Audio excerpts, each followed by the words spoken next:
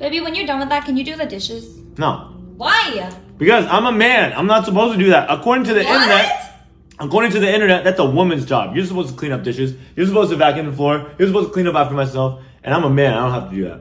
Are you being serious right now? Alright, so? Okay, well, if you're such a man, how about you go out and make more money so I can be a stay-at-home mom? I can get my hair done whenever I want. I want a new car. I want a bigger house. Whenever a big guy flirts with me, I want you to fight him because you're such a man, right? Yeah, on second thought, like, it's so stupid, honestly, what he's saying online. And Oh, stuff. now it's stupid. No, I'm just saying, like, I was just letting you know what I read. That's all. I don't want to. Do the dishes. Yes, ma'am.